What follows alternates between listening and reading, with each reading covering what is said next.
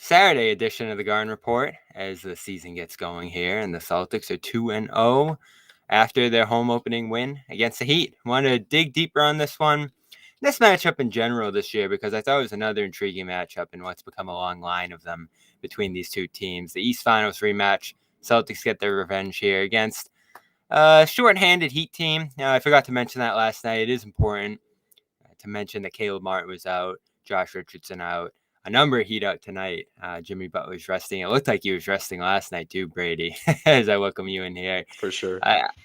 A weird game, a bit of a classic Jimmy Butler game where regular season game at least, where he floats around for most of it, passes, tries to turn it up late, and honestly, you got to give Derek White a lot of credit because in those moments where Jimmy tried to turn it up, he got the 3 blocks and swung Butler's game in the wrong direction and probably this game on its head. And what was, I'd say for 3 quarters, Miami's game. For sure. I mean, I think everybody on the Heat side was looking for Jimmy to find his rhythm at a certain point, just because you mentioned the word floating, and that's what Jimmy was doing. It was a lot of floating around, letting Tyler and Bam basically handle the whole time, and Jimmy was off ball a lot. That's the big difference between regular season Jimmy and playoff Jimmy in the Celtics series. Like, you see the usage difference compared to what we saw. Obviously, Tyler being involved is a big difference, but he doesn't have the ball as much. And when he doesn't have the ball, it's harder to find a rhythm. And the kind of the plays you mentioned, like those fast break opportunities and stuff that he wasn't able to capitalize on, those were the points where it was like, okay, he can find his rhythm now. And obviously Boston was able to kind of cut those type of plays off in general. So yeah, it was definitely he's resting tonight, but he definitely felt like he was resting a good bit of that game yesterday. But hey, it's still, you mentioned the guys out. It was still a pretty good matchup. It's one of those clear Miami-Boston games down to the end, kind of throwing haymakers back and forth at each other with under 2 minutes to go. It's just a classic rivalry, I guess, at this stage. Yes, and a bit of a different look to it, of course. Jrue Holiday and Kristaps Porzingis join the Boston side. We'll get to them and your reactions to those changes. But the Heat, it's going to be an adjustment for them too this year. Losing Gabe Vincent, Max Strus, outstanding in that debut for the Cavs with 27 points. Missed him in this one. And Richardson will try to fill that some. A couple of the other guys that were out in this game. But obviously those guys are out. And Hero comes in after missing most of that playoff run. And he was impressive in this one. I thought he and Bam in that handoff game really challenged Porzingis. The Heat were well prepared to go after the drop defense that killed New York on opening night. And ended up fouling up Porzingis, putting him in foul trouble early, making him defend out in space. I thought Hero was really good in this one up until very late. And a nice dynamic for the Heat, but the trade-off, obviously, with Vincent out, Strus out, is that I noticed the Heat have to put those vulnerable defenders out there on the floor for a little bit longer, whether it's Hero. Drew Smith, I think, had a tough time staying in front of Jaylen Brown in this one.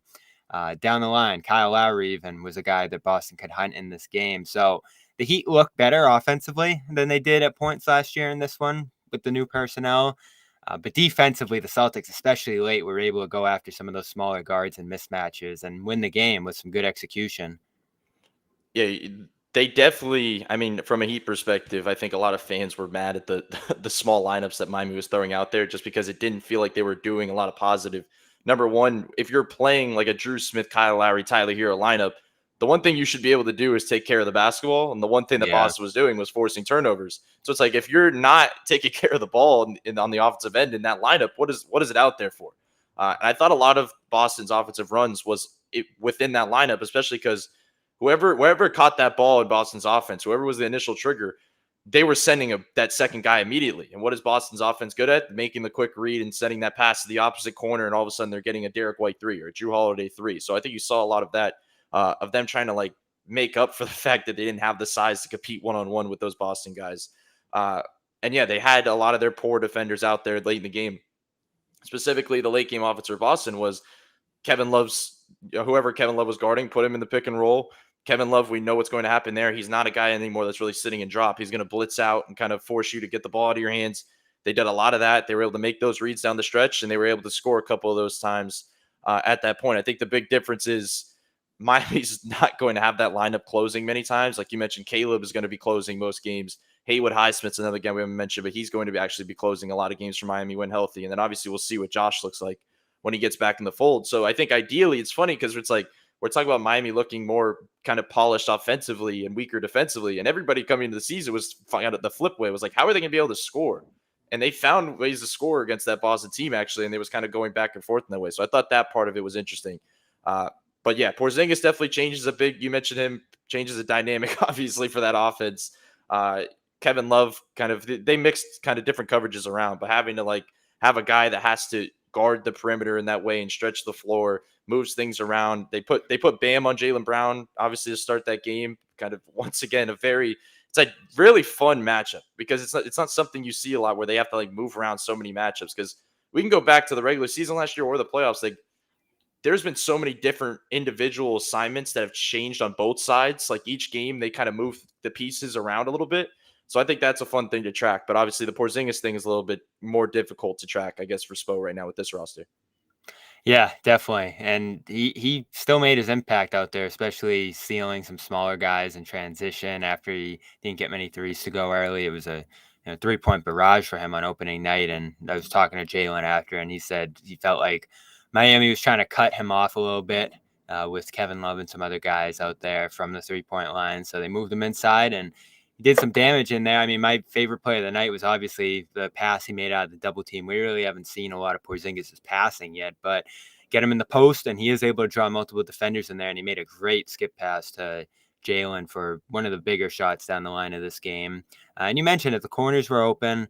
You had a lot of hedging by Miami in this game that opened up guys across the perimeter. And as much as, I was kind of stuck, maybe it was because where I was sitting, just stuck on how much of a problem Bam was giving Boston.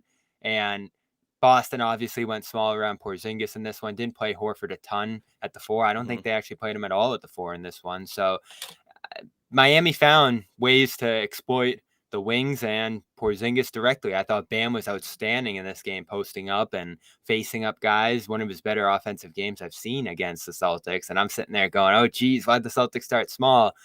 But on the other end, they're just spreading Miami out and really stressing them. I mean, this is a Heat team that in recent years has had Boston's number, had all the answers, and they had a few in this one. But when the Celtics really started executing their sets and getting the ball to the weak side for shooters to knock down shots, whether it was White, Brown, Holiday had some nice shots on the roll late too. They just found open space constantly. And there was never really a stretch outside of a few frantic plays earlier in the game where it looked like the Heat solved what the Celtics were doing out there. And it's going to be challenging too when you have 5 scorers and creators on the floor for Boston. For sure. And I think that the play of Derek White, I suppose after the game, like he's no longer a secret. He's not a Oh, he's surprise when he incredible, has huh? these type of plays. But still, when you have that many options out on the floor, when you're talking about the main 4 guys, he's still the guy that you're somewhat dipping off of and forcing those floaters to. Like they always talk about kind of like Miami's defense, that is what they do. They force the kind of middle of the floor floater, inefficient shot. That's what they try to do. They try to pick the guy that they want taking them. Not that Derek White is the worst floater player in that lineup, but it's just the guy that's able to get to those spots, and he was just making them last night. He was hitting them really consistently. I thought he had really good touch in that spot, and that really was what opened things up, because now that's the part probably more than anything it forces you to shift the defense. Is now when you're like, okay, we have to now play a little bit higher on Derek White when he gets to that mid-range, and now all of a sudden they're sending this guy back door and they're floating this guy baseline. It's like that's the counters that Boston particularly has, and obviously it does not help once again when Kyle and Kevin Love are closing and having to make up for so much defensively and cover ground. Like there was a play where Kyle was the weak side defender. I don't even remember who ended up shooting it, but somebody hit a 3 and he like had a late contest, but it was not even almost a contest. Like he just jumped in the air and it was like, okay, this is not really The where you want to Cornet be. contest. Basically, but pretty much the opposite of that, I guess, because I don't know if he really got off the floor for the contest. But Yeah. and then you mentioned Bam. I thought Bam did have a really good game. I thought the difference with him, I kind of believed that he was going to get a lot of jumpers up in this matchup specifically yesterday. And it felt like he was just really attacking. Like he came out the gate really attacking.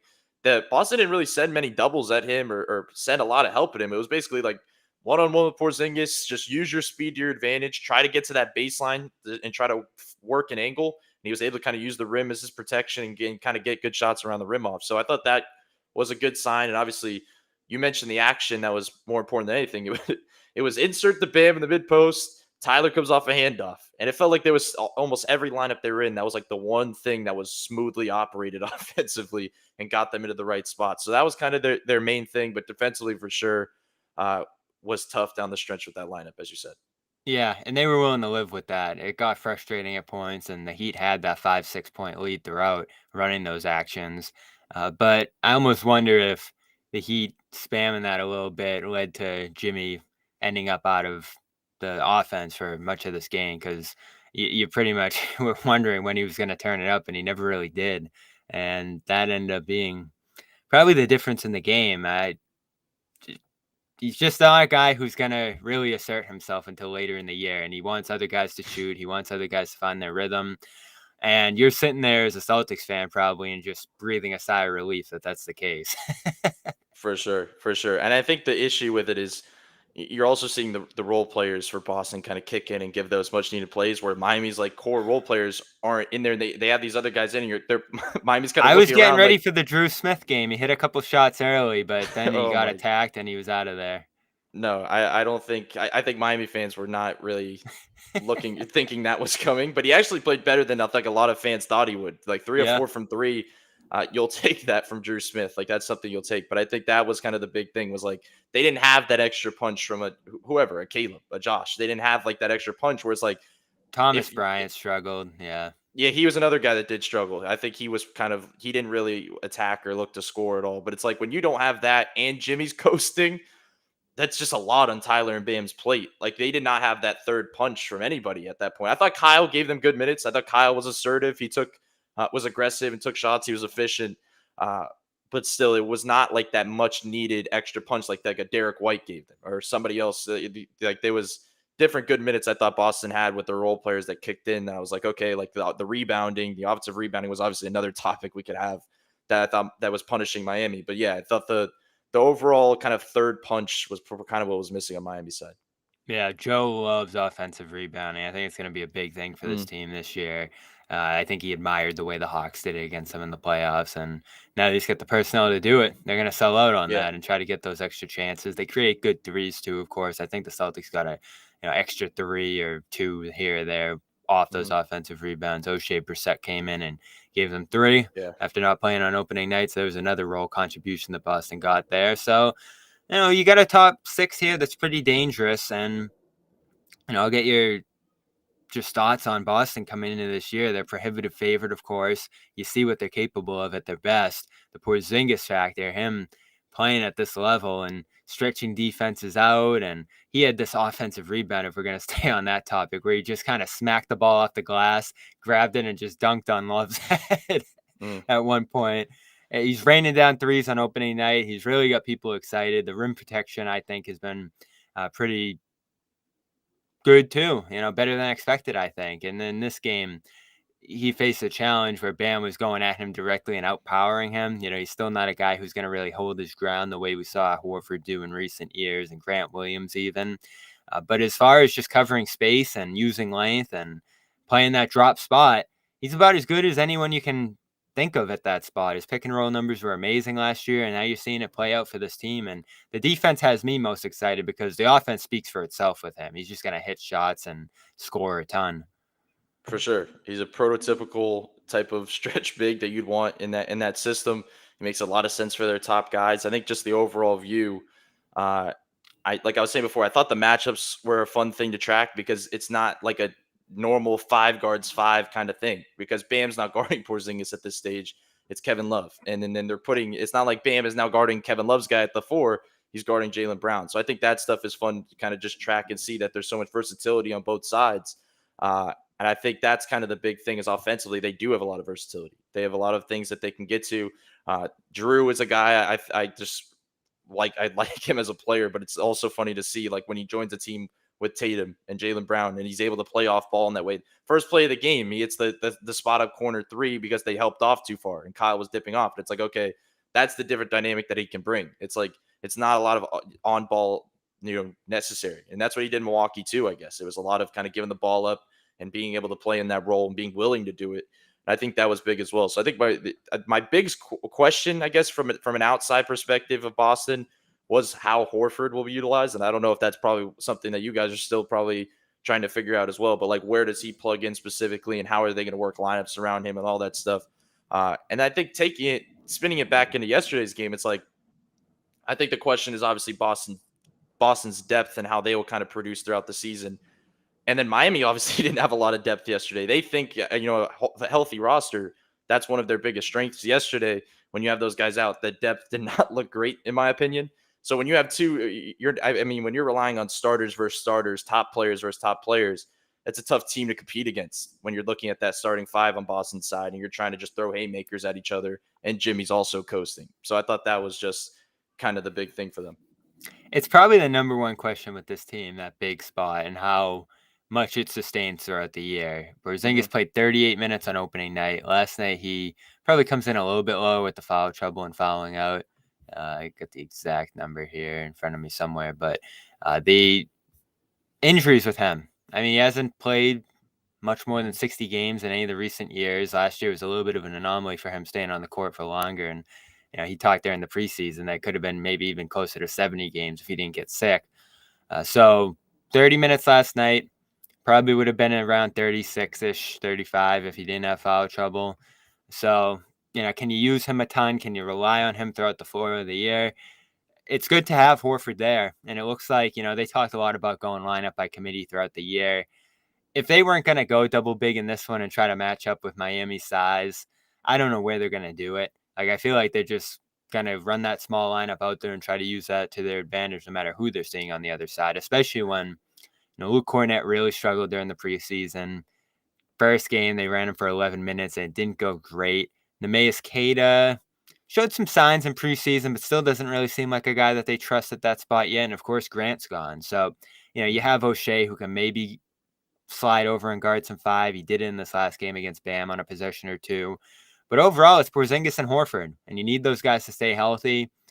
You need them to stay fresh in Horford's case. Like if Porzingis goes down for 2-3 weeks at some Mm-hmm. point, it's going to be 30, 40 minutes of Horford on a lot of Yeah. nights. And at 37, does that just take that much more of a toll with him? I didn't think he looked great in this one. He grabbed some boards, played some good defense, closed the game once Porzingis fouled out. So the contribution was useful, but, they just Mm-hmm. have trouble finding his spots offensively and utilizing him on the floor as anything other than a spot up three guy at this point. And if he misses a couple and doesn't impact that area, he really doesn't give you much offensively at this point. He did have an offensive rebound here or there, so don't want to be too hard on his performance here, but it's going to be an adjustment for him moving to the bench.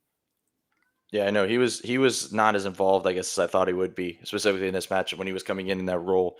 But I will say, I mean, when you're mentioning kind of them playing the smaller lineups around like a Porzingis or a Horford, I think from Miami's perspective, they actually like that. Like, I think they're not a team that's like, okay, you're out there with two bigs, we're throwing out two bigs. If you're out there small, we're going out small. Like, I don't think that's the way that Spo has never been that type of guy. But they naturally are always going to play smaller. That's what Eric Spoelstra does. He's not somebody that likes playing, too many bigs. It's Bam and it's any guard at the four most times, actually. So I think that's something you'll see a lot of. I think they'll actually match up pretty well. And that's when I think, in a future, let's say, playoff series, it'll be a lot more Bam on Porzingis, I think, than what we saw yesterday, because Kevin Love's minutes are probably definitely going to be shrinking. I mean, I think his role is mostly going to be maybe 5 or 6 minutes to the first quarter, 5 or 6 minutes to start the third quarter, and that's it. And then all of a sudden down the stretch, you have your other role player wings and guards that kind of put around Bam. So I think it's going to be two teams that are kind of have the same mindset lineup wise. Like they're kind of looking at things similarly and trying to figure out, once again, like even if, they're trying to figure out, okay, Jrue off ball here, Tatum on ball here, Tatum off ball here, and moving things around with those three guys. It's like, that's how Miami's trying to figure things out, because Tyler and Jimmy are not, let's say, the best, greatest offensive fit ever, because they're two guys that are demanding the ball as well when necessary. They just are. And as good as Tyler is off the ball, it's other stuff that goes in him being great. It's like him flying off stuff and then getting the ball and attacking, or coming off a pin down and then getting the ball and shooting, or doing stuff. So it's like it's always like kind of those, we've heard the Jaylen Brown and Tatum stuff of taking turns. That's kind of what Yeah, Jimmy and Tyler do in a sense, because they you're kind of right. have this similar thing. So in a way, with the new look Boston, I actually think it's a kind of a one-on-one kind of fun thing to see back and forth, to see the coaching kind of how they adjust. Yeah, and what do you think of Boston's defensive looks? Obviously, it's a ton of drop. Hmm. They pulled out this little press thing for a play or two there around halftime. They Mm. started playing up and looked like they were going to fool around with that. But I think the theme for Boston's defense early on has been, ooh, we're trying a lot of stuff behind the scenes. You might see some zone, you might see some pressing here. You saw them sprinkle some of that stuff in during the preseason. But I do think at their core, it's just going to be something that they sprinkle in here or there. I don't think we're going to see them run zone as much as a Miami does. I don't think we're going to see them press much, if at all. But you Hmm. see it come out there, and I'm already starting to think like, oh, all right, are they going to start to pull Miami here in this matchup? But mostly drop. A little bit of switching with the fives. You saw Horford out on Jimmy for a couple plays. You saw Porzingis get that block out on Hero defending him in space, which was very Yeah. impressive. But overall, it looks like they're just going to kind of be a drop team, switching a lot 1 through 4. And Holiday helps a ton in that regard because, there really wasn't a matchup he could shine in defensively in this game. But opening night against Randall, he's guarding him and holding him to 1 of 10 on those switches. And it Mm. was the swing factor in that game. Yeah, I mean I think the drop perspective of it is what Miami sees as the opening. Like you go back to the year before Oh, last, yeah. where it was like Tyler coming into it was the game 7 between Milwaukee and Boston. Miami already got into the Eastern Conference Finals. And I remember we asked Tyler, we're like which team would you rather see? And he was like, you know what team I'd rather see. Like he'd rather see Milwaukee because they're just gonna be sitting under the rim all game and he could have his looks. Whereas Boston, they mix in the switching where it's a little bit tougher to get to his spots. But now obviously there's a little bit of an opening there.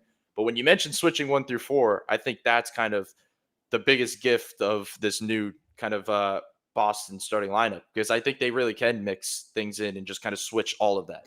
When Tyler Holiday's comes off a something. screen, Holiday, Derek White obviously can hold up, but even if they don't do that, they could send the help and rotate over. Like they can do a lot of different things with that 1 through 4 look. That'll probably be the main thing they get to. And if Horford, like you mentioned, comes in for Porzingis and you run that lineup, they could switch 1 through 5 theoretically. So I think that's an interesting wrinkle that they can obviously throw in defensively, probably even more than the zone and stuff. Because it's funny because as much as people talk about the zone and putting against Miami, like if there was a team, and I'm not just the one saying this just to say it, but like if there was a team that I would be like unwilling to do it against, it's Miami just because they work on it every day. Right. Like Yeah, they're you didn't ones see that are much of it at drilling all last night. they're the ones drilling this zone, so they see it in practice and they have to work against the zone. So I think they're a team that probably is best suit in terms of just reps of knowing how to break a zone in general. But obviously, I think teams like Boston could dare them to just say, "Hey, we don't believe in your shooting. We're throwing out this zone. Let's see if you can hit 40% of your threes." Like that, I could see that happening at certain points. But overall, I just think that's the interesting part is that 1 through 4 look if they do decide to kind of buy into that overall switching because that seems like the thing that could potentially break Miami's offense down. And obviously, what is Miami's in the playoffs biggest offensive look against Boston? It was always Jimmy trying to find the switch that he wants, and I think they still can do that. But there's less options of him picking. Like I think against the bench lineup specifically, he could say, "Okay, I want to get this guy on my back. I want to find Pritchard. I want to get him in the mid post." Like He there's that stuff they dominated can do. White in these finals, but in this game, turned Hmm. a little bit in different situations, of course. But he ends up going 0 for 3 against White in this one. So, he really wasn't able to do that in this game. And he really didn't try too much. So, we'll see what happens next time. I don't think these two teams play each other for a little while here. But I do want to talk a little bit longer about that Jrue trade and just how it changes things in the East here. But first, a quick word from FanDuel. Into action this NFL season with FanDuel, America's #1 sports book. Right now, new customers get $200 in bonus bets guaranteed when you place a $5 bet. That's $200 in bonus bets, win or lose. If you've been thinking about joining FanDuel, there's no better time to get in on the action. The app is so easy to use. There's a wide range of betting options, including spreads, player props, over-unders, and more. So visit FanDuel.com/Boston and kick off the NFL season. FanDuel, official partner of the NFL.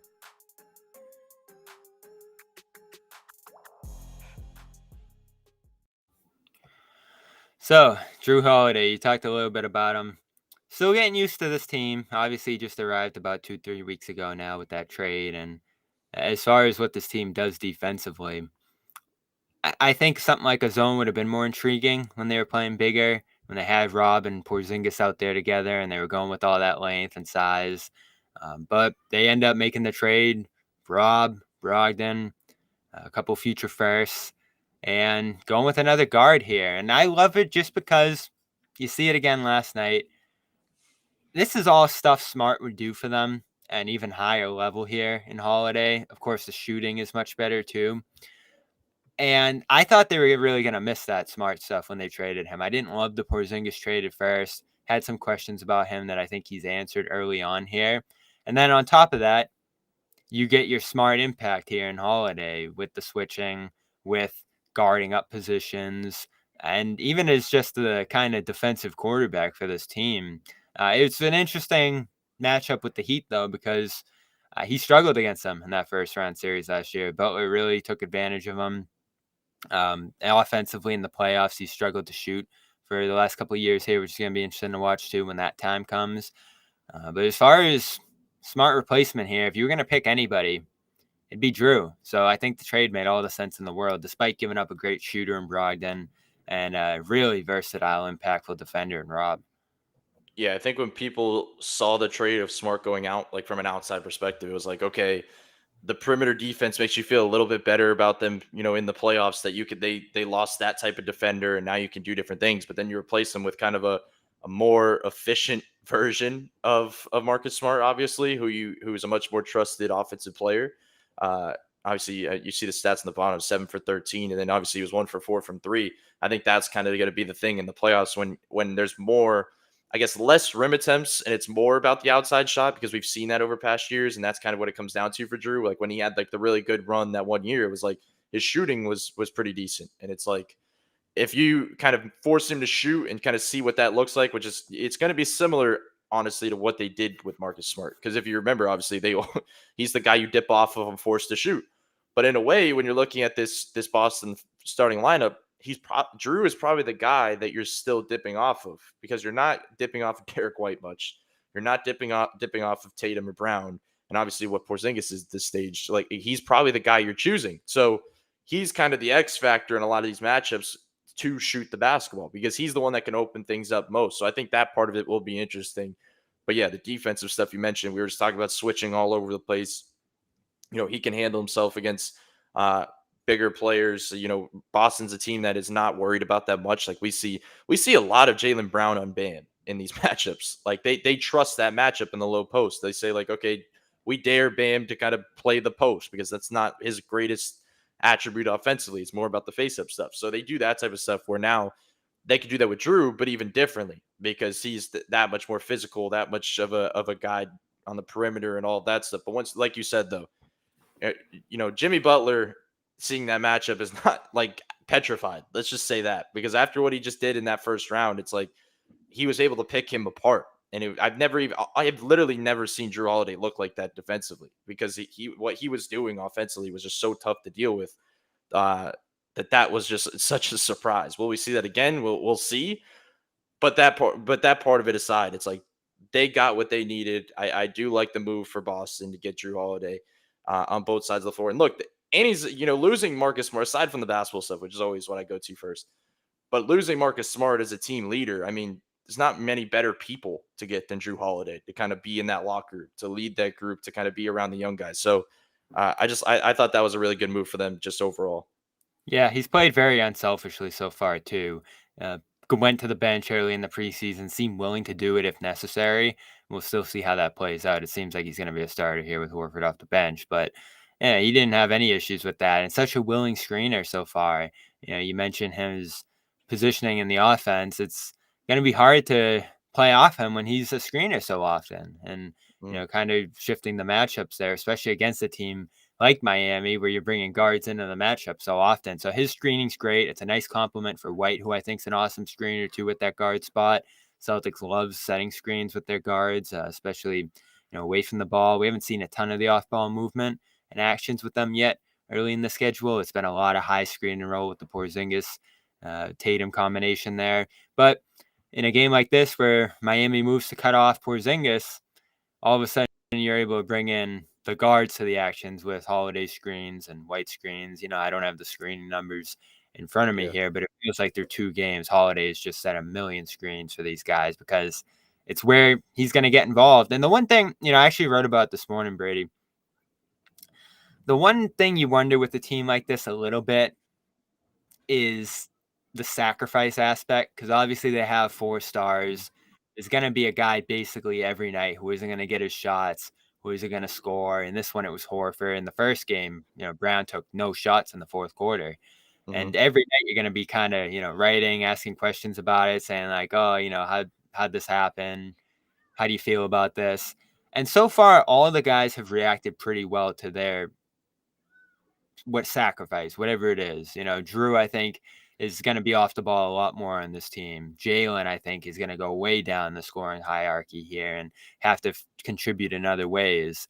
And Horford's going to have to come off the bench as he has so far, it looks like. So you always wonder about that. Winning cures all, and they're 2-0 right now, but it takes a lot of buy-in to make something like this work, especially for these guys who have had prominent roles on their past teams here. And the way that they've reacted to that so far, I think, has to be the most encouraging thing.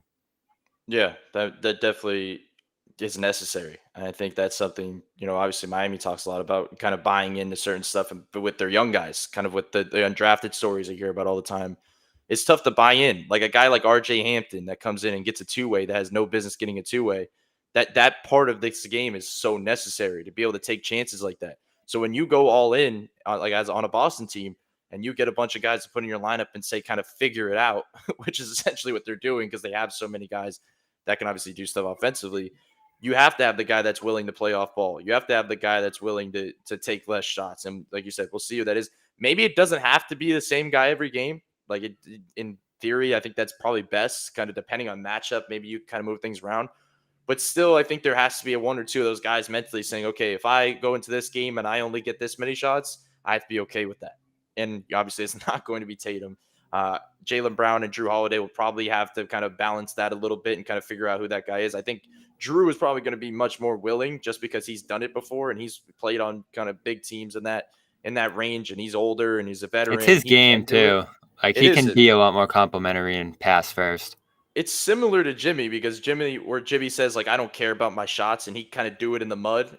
Jrue can do it in the mud. Oh Jrue yeah. doesn't need to be flashy and do all that stuff. He can just say, okay, if I hit a passing lane and get a steal and go in the other direction and that's my offensive game, I'm okay with that because he's done it before. That's kind of his dog mentality. So I think that's what him being in this fold, I think just it's probably best for this Boston team because he's done it before. So you get your 6 guys here. We've talked about them all. How many guys on top of that you think have to step up for this team? You're obviously going to go 7, 8 deep in the playoffs, Hmm. give or take here. And then, of course, if injury strike or anything else happens here, it's going to pull someone else up. Not a ton of Pritchard in this game. Hauser really struggled early. I thought that was when Miami was at its best, was when he was out there early. And then, of course, they shifted away from him to Brissett, who's pretty good. But overall, not a ton of bench involvement from Boston so far this season. Cornette got his little run on opening night. You add Lamar Stevens to this group, who we haven't seen yet. Shvi Mihailuk played pretty well in the preseason. Haven't seen him yet. So it's not a deep bench. It's not a bona fide bench full of contributors that are going to help out night in and night out. And you're adding Horford to this mix, obviously now 2 on most nights, it seems like. If you were going to look at any one of these guys you think could potentially emerge here and be that contributor consistently for this group, like does Brissett have a chance coming out of this first game here?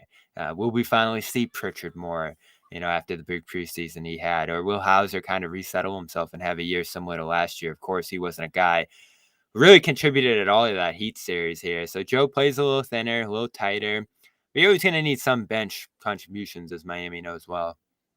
For sure. And I think that's been the big question is about their depth. I think Brissett's probably the most interesting one because he's the guy that Boston can play off the bench and can stay on the floor the longest, it feels like, in my opinion, where they could go like in a big game, in a playoff game, let's say, and they need somebody to kind of stay out there and just eat minutes. He's the guy that you could probably say is probably the safest bet because he does the small things. He can kind of do a lot of that stuff against wing guys. So I think that makes a lot of sense.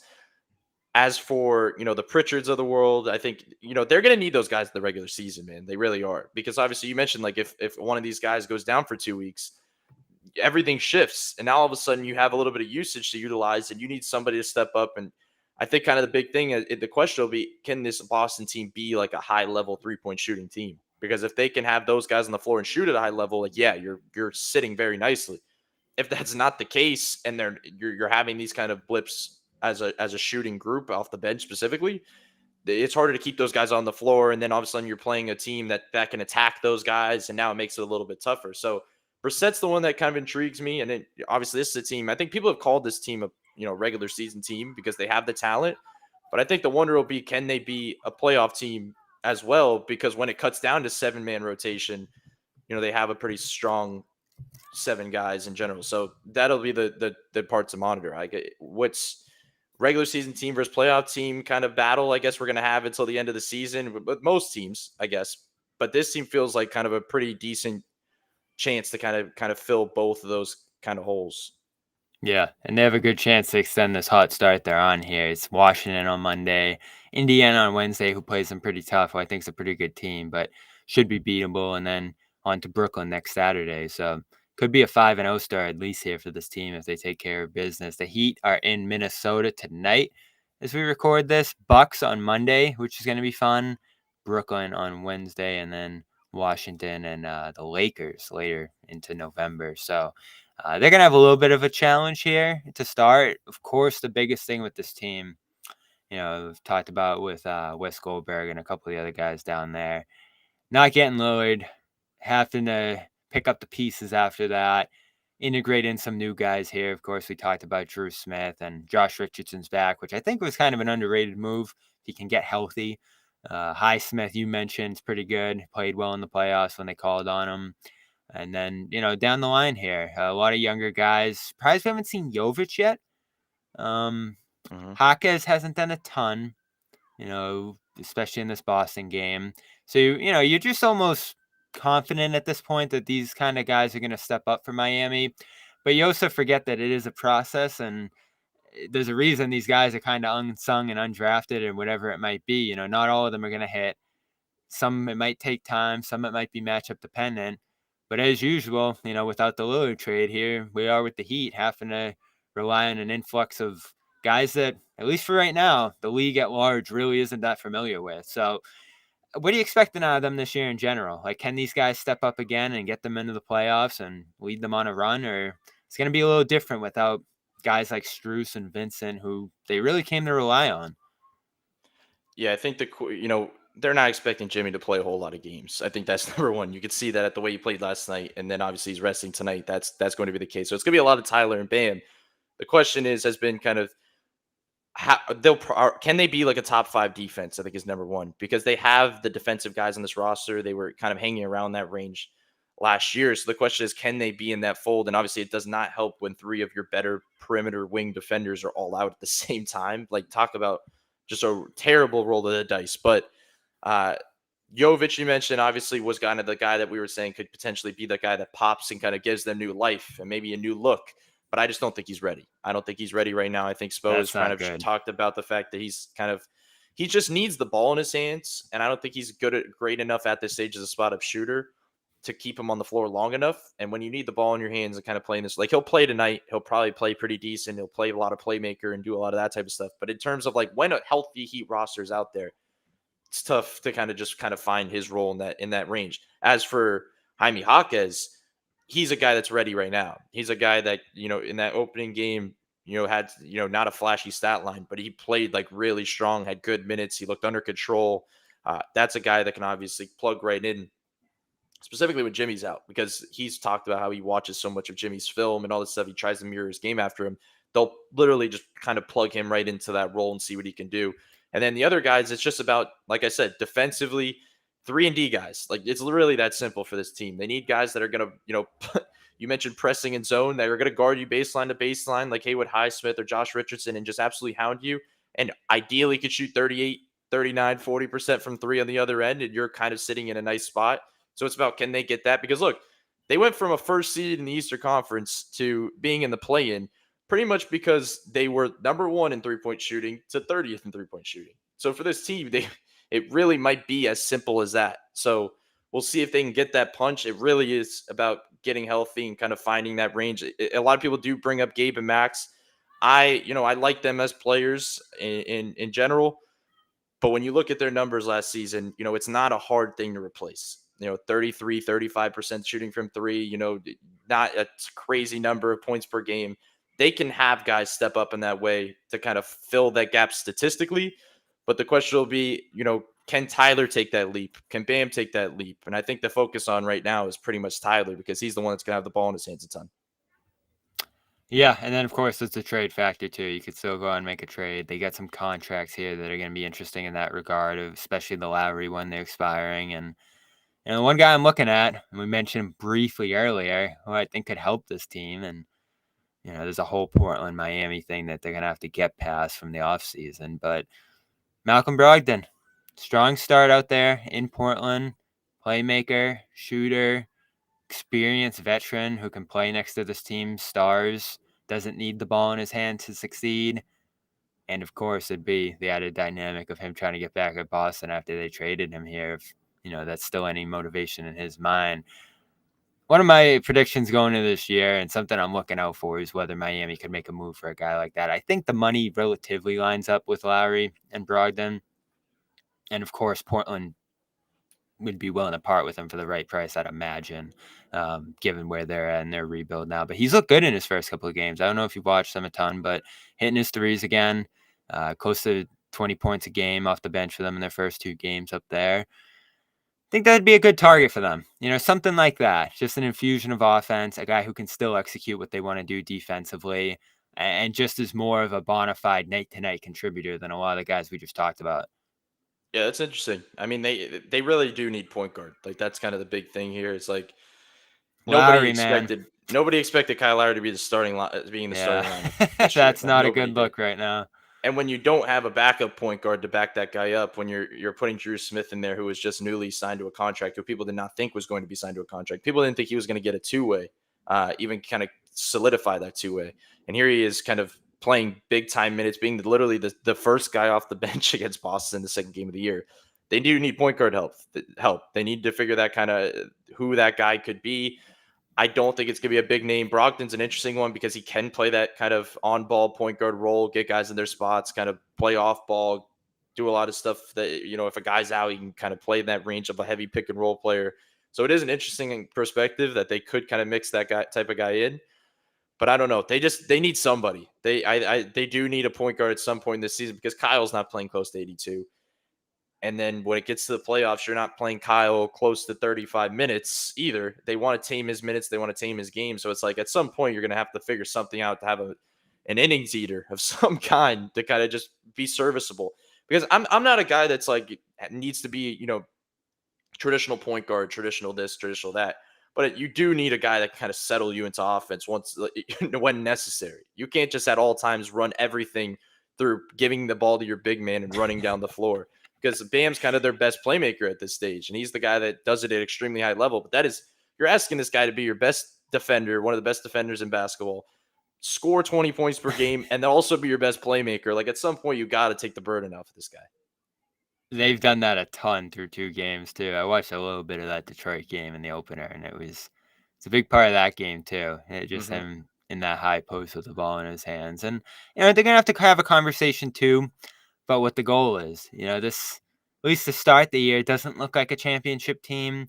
Of course, the conversation around them is always going to be the star hunting, and Giannis is, of course, locked up in Milwaukee now, so that's not going to happen. And the Lillard thing is come and gone here. But, what do they have their sights on long term here? Butler's going to need a contract before long, and it's going to be a big one. So, you want to contend before you have to make that tough decision here. And, it'd be great if they could catch these young guys up to speed and be that disruptor again that they often are here, make the finals. But when push came to shove last year, as great as they were for those first 3 rounds, they really weren't close to Denver other than a few runs in a couple of those games. So it's still a team that you're probably not looking at as a champion for this year. And I don't think a Brogdon changes that. So, how much do you hold your cards here and try to go for something big down the line? it's tough because of that Butler factor, right? Like, how many more years does he have of being that guy who's going to drive you through the playoffs here, with all the miles on him, with his age at this point? They're in a tough spot where they got to kind of go for it while also having this younger roster that's a little bit more behind where he's at. Even a Bam is on a different kind of timeline than Butler is right now, it seems like. So that's a tough question for Miami here. If you got Lillard, you'd probably be talking about championship. And at least with what we know right now and what we see in front of us, it's hard to imagine them doing that this year. They definitely have two different timelines, as you mentioned, but they are 100% leaning into the current window. Like they have to. When you have a guy like Jimmy Butler, there's no selling off and going the opposite direction, especially with this team. This team is never going to do that. They're always going to say compete right now. And I just, I think the big thing is if Tyler could take that next step, that is what they have to bank on at this stage, because you could say, well, we didn't have that in the playoffs. Then you add ideally a 22, maybe 23 point per game scorer into the mix. You say, okay, we have now this new element if he could stay healthy. And then, there's always the signing of Jimmy, kind of that contract thing. They're 100% going to give him a contract because he's like the next guy in line. He's the next Heat guy that is just going to be here probably for the rest of his career. And there's still as much as we could talk about them, obviously not being pretty on paper. And that's what they've preached this year is they say that the championship is not won on paper, this and that. That's always going to be their mindset. They just feel like get them to the dance, get them to the thing. And they feel like they have one of the best coaches, if not the best coach in basketball, and a top playoff performer, that they'll have a decent opportunity when that time comes. So this is always going to be their mindset. Yes, they are star hunting. It does not feel like they've hunted in a bit. They have not gotten anything in a bit. And we keep ending up in this same spot. But look, there's this cycle, and it feels like every time we get to this point, it's with Jimmy Butler. It's the October Jimmy. Everybody's complaining. Everybody's like, what is this guy doing? He's lost his step. What's going on? He gets to kind of that February, March area, and he starts to pick it back up a little bit. And then he gets to April, and then he starts to turn it on. And it's like this same cycle every year. And it's funny because Heat fans know it. They've seen it. But every time we get back to this starting point in October and November, everybody starts to freak out again. He shows up in some sort of, look for the media day. Yes. You can just come to expect usually how it's going to go. It's a process for him. This is his process. He knows that he's going to kind of save himself in a way for that time and kind of get to that certain point. And if he's proven that it works for him and he puts on, what they need when the time comes, you can't be mad at it. And I think the big thing for Miami is saying, well, if he's going to mess around in the regular season and you were just a playing team, we're going to end up back in that same range. And now you have to fight and play a Milwaukee or a Boston or one of these top teams in the first round again. And ideally, you need a superhero performance from Jimmy again. Like, no, you want to try to get a top 4 seed and compete in that range and kind of be in that type of bracket. And once again, it really is going to come down to Tyler and Bam. It just is. That's what this team is banking on at this stage, that those guys can kind of take that step. The role players are good enough, which they always seem to be. The role players are always going to be good enough, it feels like, on this team. So if Tyler and Bam can kind of have that pretty much the game that they had last night. Like, if they can play like that consistently, they stayed in the game against a really good Boston team and obviously fell short. But if you're playing the rest of the league like that with Tyler and Bam and, shooting at a high level, which I think they shot like 49% from 3 last night, which is crazy to think about in a loss. But if you're able to do that consistently, that's kind of the goal, to kind of get a top 4 seed in the playoffs and then kind of bank on your main guy, Jimmy Butler, when it comes down to it. I think that's what you can come to expect with this team for sure. And Brady Hawk's a guy that you can come to expect giving some great coverage of them. Follow along with him, 5 Reasons Sports. He's at Twitter, at Brady Hawk, 305. Obviously, the Heat's still a team that's very pertinent to the Celtics here. So some great coverage from you on the ground down there. East Finals were fun last year, per usual. And looking forward to some trips down to Miami this year. In the chat, loving you too. A lot of Daniel Tice comparisons. I don't know if you've heard that before. Never heard that before, but hey, it's a Boston channel, so. All right, Brady. Appreciate your time. Appreciate as you always. And we'll talk to you later in the year. Yes, sir. Thank you for having me. All right. And quick shout out to our sponsors here. Of course, FanDuel, we mentioned them. Sunday is tomorrow. So go over there for all the spreads, odds, futures with football going on right now. Of course, some college games going on today as well. You can still get in on the action with, and being in on the action and making every moment more is what FanDuel is all about. Our official sports wagering partner here is going to give you $200 in bonus bets. When you bet $5, you know the offer, you know the URL, fanduel.com/Boston. Head over there. Basketball rolling along as well now every night. You got the Heat. You got the Timberwolves tonight. You got the Celtics getting going on Monday again against the Wizards. Sure, that's a big line. So go find that number. And all the futures, if you're getting excited about Boston racing to a championship here, you might want to get on them as well. So fanduel.com/Boston. Go check that out. Use our URL, please. Big help to us. And if you want some tips on your picks here, this is a great resource. Odds are they're going to give you a 30-day free trial. It's AI learning that gives you the bets. They're not taking your bet. They're giving you the bets to win. And, they got a whole rating system here. Green is go for it. Yellow, slow down. Think about this one. Go for it if you'd like, but don't blame us. And then red, don't do it. So go over there and check it out. Again, you get 30 days free when you head to oddsr.com/Celtics. Great compliment for FanDuel if you're using that. So oddsr.com/Celtics. Just go check it out. Again, use our code to show us some support here. And HelloFresh. Love HelloFresh. One of our favorite sponsors here across the board. Sherrod's a big fan. I love it. Joe Sway has been using it quite a bit here this fall. So head over to HelloFresh.com/CLNS50 and check out if it's for you. It's for most people. You might not love cooking, but they got the prepackaged ingredients. They got the instructions laid out in front of you. They can, with their quick and easy options, get you a dinner in under 30 minutes here. So go check it out. A lot of fall fresh options are available right now. They're always changing up the menu too, which is nice. It's customizable, it's flexible, and it's convenient. Don't have to be running to the supermarket, and certainly compared to going out to eat is a much cheaper option here. So head to HelloFresh.com/CLNS50. See how they fit into your busy fall schedule, and check out their dozens and dozens of options here that you can switch up each week and pick your times and all the rest. It's HelloFresh.com/CLNS50. 50% off and free shipping when you go to HelloFresh.com/CLNS50, America's #1 meal kit. I'm Bobby Manning.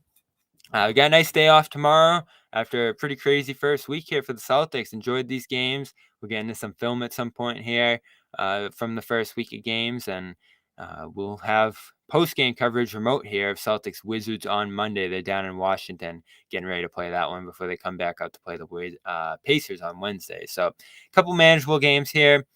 Tough matchup on Wednesday, I think. And then we'll actually be down in New York next weekend, a week from today, for the Nets game. So looking forward to that. Appreciate you guys supporting as always. Big crowds after these games. It's been awesome having you guys so far and checking in for some of our guest editions here. Thanks again to Brady. And if you missed our post-game show last night, you can go check that out on demand right now. Joe Sway and I filmed some videos at the Garden. Those are over on Celtics All Access. Give that a subscribe. And that's our Garden Report for today.